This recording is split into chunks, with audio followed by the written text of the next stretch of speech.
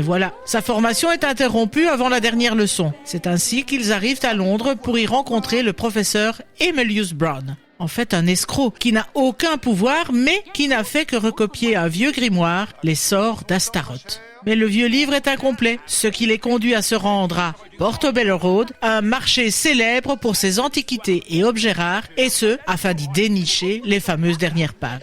Donc cette chanson n'est pas qu'un accompagnement, elle a aussi un vrai rôle narratif. Exactement. Elle introduit l'ambiance unique de Portobello Road en tant que lieu où on peut tout vendre et tout acheter, et donc certainement un morceau de vieux grimoire. Les paroles de la chanson parlent même d'un espace où tout ce qu'un gars peut décharger est vendu à la brouette de Portobello Road, soulignant ainsi la diversité des objets qui y circulent. Mais elle va au-delà, elle montre aussi la richesse culturelle de ce marché. Alors ce choix de Portobello Road comme décor de cette scène est effectivement intéressant. Et est-ce qu'il s'agit d'un lieu bien réel à Londres ? Bien sûr, Portobello Road tire son nom de Puerto Bello, une ville du Panama qui fut capturée par les Britanniques en 1739 lors d'un affrontement avec l'Empire espagnol. Et il était alors fréquent d'utiliser les noms de lieux pour commémorer des victoires militaires. Dans un premier temps, il ne s'agissait en fait que d'un simple chemin qui menait à une ferme, nommée Portobello Farm. Mais au 19e siècle, la rue s'est transformée en un marché, attirant des commerçants et des collectionneurs d'antiquités du monde entier. Aujourd'hui encore, Portobello Road Market, c'est l'un des plus grands marchés les plus célèbres de Londres, particulièrement pour la vente d'objets d'époque et d'articles vintage.